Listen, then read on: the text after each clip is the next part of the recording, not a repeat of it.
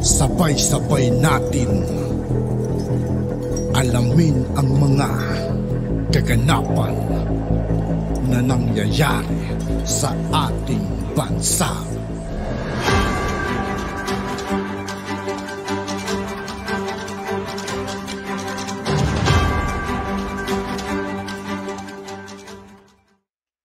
Yo, what's up mga kaibigan? This is I2K po again. Ngayon nandito ulit tayo sa channel ni KBBM News PH. Dito naman ulit tayo magbibigay ng komento at reaksyon. Kaya samahan nyo ko guys.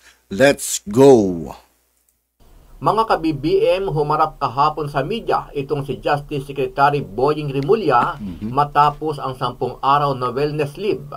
Dito ay inamin ni Rimulya na meron siyang iniindang sakit kung saan ay kinumpirma niya na nagkaroon ng operasyon sa kanyang puso.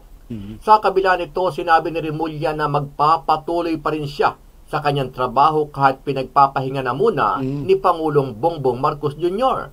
Pero ayon kay Rimulya, hindi na muna siya makakapagtrabaho araw-araw gaya ng normal na pag-duty sa DOJ, kundi posibleng isang beses na lang sa isang linggo siya magre-report sa kanyang opisina at mas magiging madalas na magkakaroon na lang ng teleconferencing. Sa madaling salita mga kaibigan, legit talagang inoperahan daw siya. Yun ang sabi ni KBBM mga kaibigan. Maliban dyan ay sinabi ni Rimulya na hindi siya magbibitaw sa pwesto kahit nasa ilalim siya ng obserbasyon at monitoring ng mga doktor. Dahil dito muling inatake ng batikos ng ating mga kababayan itong si SOJ Boying, pati itong si Pangulong Bongbong Marcos Jr.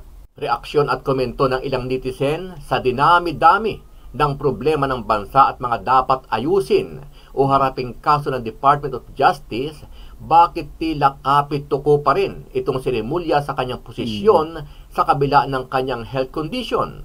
Maging si Pangulong Bongbong Marcos Jr. ay kini-question ng ating mga kababayan kung bakit ayaw niyang pagbitiwin o palitan si Rimulya ng isang magaling at mapagkakatiwalaang tao para magampanan ang trabaho bilang pinuno ng Department of Justice.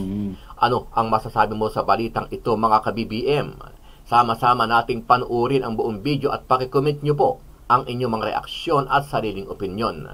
Pero bago yan, muli po ako Sa lahat ng hindi pa nakasubscribe mga kaibigan kay KBBM News PH, mag-subscribe na po tayo at huwag nyo rin pong kalimutan mag-subscribe dito sa aking channel. Sa mga hindi pa po nakasubscribe sa ating channel na KBBM News PH, pakipindot po ang subscribe button at pakiclick na rin ang notification bell para lagi kayong updated sa mga bagong upload natin na legit at napapanahong balita. Maraming pong salamat. Humarap sa media kanina si Department of Justice o DOJ Secretary Crispin Rimulya kasama ang kanyang mga Undersecretary at Assistant Secretary. Ayon sa kanilin, babalik na siya sa trabaho sa Lunes upang magbigay ng mga direktiba. Gayunman, hindi pa siya madalas na makakapasok ng pisikal sa DOJ gaya ng dati. Inamin ng kalihim na siya ay sumailalim sa operasyon sa puso o heart bypass surgery noong June 27. May mga nakita umanong baras sa kanyang puso, kaya nagdesisyon na siyang magpa-opera. 7-hour procedure happened, and syempre as usual, I went through the whole process. Na-intubate ako ng after that, 16 hours, 17 hours, bago din ang intubation. And then, okay naman, the recovery is very good. Dilinaw din ng Ang bilis ng recovery niya guys, ano? Kung isipin natin June 27 yung operation niya. July na ngayon, first week ng July. kalihim na hindi siya nakaranas ng heart attack o kaya stroke. Mahigit 1 linggo lang siya naka-recover guys, ano? Ang galing. Nagkausap na rin anya sila ng Pangulo hinggil sa kanyang pinagdaanang operasyon. Sabi niya, unahin ko na to. Unahin ko na yung pagpapagaling at pagpapalakas para matuloy-tuloy yung trabahong inilaan para sa departamento. He's very happy that I made the decisions that I did. Samantala sa tanong kung bababa ito sa pwesto dahil sa isyu ng kanyang kalusugan, ayon kay Rimulya, Never, never. I serve at the pleasure of the President and I will continue to discharge my functions as long as the President believes in my capability to lead the department. Sabi naman ni Rimulya, hindi siya bibitaw Nanindigan si Justice Secretary Boying Rimulya na hindi siya magbibitiw sa pwesto sa gitna yan ng isyu sa kanyang kalusugan. Nasa frontline na balitang yan si Justine Punsalang. I'm back. I miss the work. I miss the DOJ. Ito ang naging pagbati ni Justice Secretary Boying Rimulya sa muling pagharap niya sa media kanina. Ako natutuwa ako na successful yung operation niya. Hindi, wag naman natin i-wish na hindi maging successful. Wag ganun. That's not nice.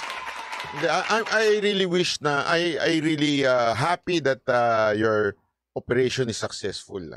Ako talaga. Kaya nga mamaya meron akong payo sa kanya. Higit 2 linggong nawala ang kalihim matapos mag-wellness leave. Sumailalim kasi siya sa elective heart bypass surgery noong June 27. Nakita yung bara. Ang swerte ko lang, never ako na-atake o na-stroke. Nakita talaga itong mga bara na pwedeng maging cause ng atake o pwedeng maging cause ng stroke.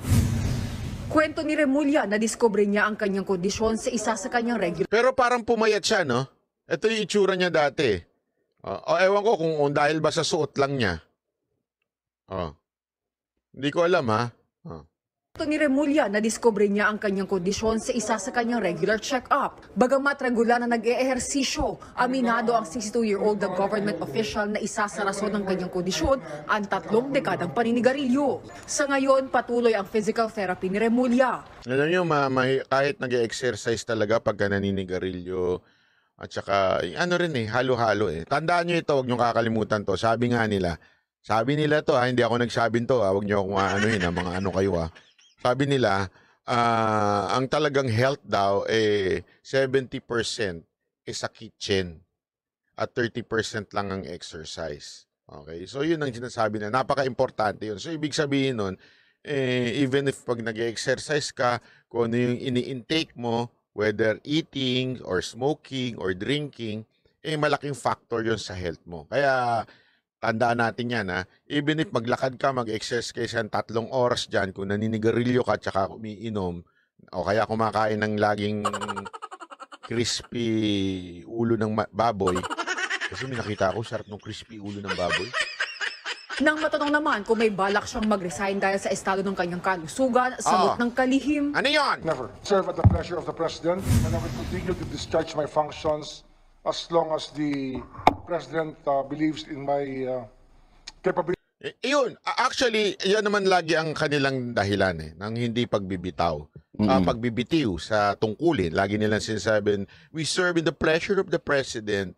Hindi na kasi uso dito yung yung delikadesa. Sa Pilipinas, ang delikadesa parang ibinauna yan sa panahon ng mga Espanyol.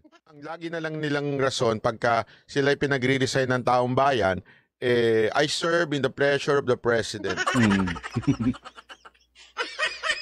Bagay, sekretary ka ba naman? Pambira. Sekretary ka ng DOJ, ang dami niyan. Ang dami kang maano dyan. Kadami ng kasong naku, dami dyan. To lead the department. Nagkausap na rin daw sila ni Pangulong Bongbong Marcos ukol sa kanyang lagay. Suportado raw siya ni PBBM sa pagsailalim sa surgery. Pati ba naman yung pagsailalim sa surgery, suportado ka ng presidente, kahit hindi naman siguro. Magsi-surgery ka. Hindi. Ano ba naman yun? Suportado ako ng presidente sa surgery ko. Pati ba yung sinusuportahan pa? Napakababaw nyo. Unahin ko na to. Unahin ko na yung magpapagaling at pagpapalakas para matuloy-tuloy yung trabahong inilaan para sa departamento. Tapusin mo na, sabi ng siguro ewan ko kung ganyan, siguro sabi ng pinuno niya, tapusin na muna si Bantag at saka si Tebes, saka ka na mag-resign. Pag okay na lahat sila. Pag nakulong na, pwede ka na mag-resign. Ayun o, kaya delikado yan, sir. Pero ang deal nila Bantag pag nag-resign daw si Rimulya, saan daw sila susuko? Paano mangyayari ngayon yun? Wellness leave ni Rimulya. Yun nga lang, hindi pa siya araw-araw makakapasok sa Department of Justice. Tingnan mo na. Sir, hindi pa pala kayo araw-araw makakapasok.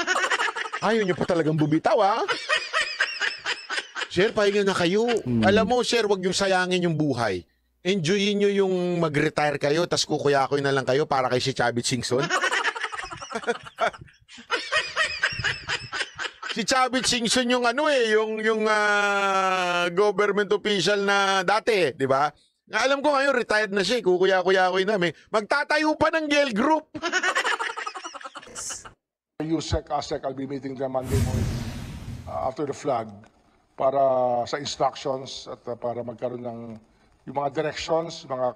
Grabe, no? So, hindi siya araw-araw makakapasok. Sabi niya, pagka after flag ceremony, doon namin yung meeting, bigyan instruction, tapos buong week. Wala na. Kawawa naman tayo. Mga orders na kinakailangan. Video conferencing naman is very in, no? And they can physically see me. My leadership can physically see me. Grabe, no? So, video conferencing na lang ang siste. Hindi ko ba tayo nahihiya niyan, sir? Hindi, Secretary Remulla, hindi po ba tayo nahihiya sa ganyang klaseng sistema? Na this country, ang daming problema, especially sa justice system natin, sa mga justices na nagkakaproblema. Alam niyo, sigurado ko, sir, alam niyo po yan, sir. Bulilyaso na lang si NBI, ang dami-dami na eh. Diba? Tapos, ang mangyayari, imi-meeting yung personal lang ng Monday, tapos the rest video con. At yun nga po mga kaibigan, dito po nagtatapos ang ating reaction video. Muli ako po si I2K ng Sundalo ng Dunggalo at 811. Maraming salamat sa patuloy na pagsuporta. Yeah, peace out.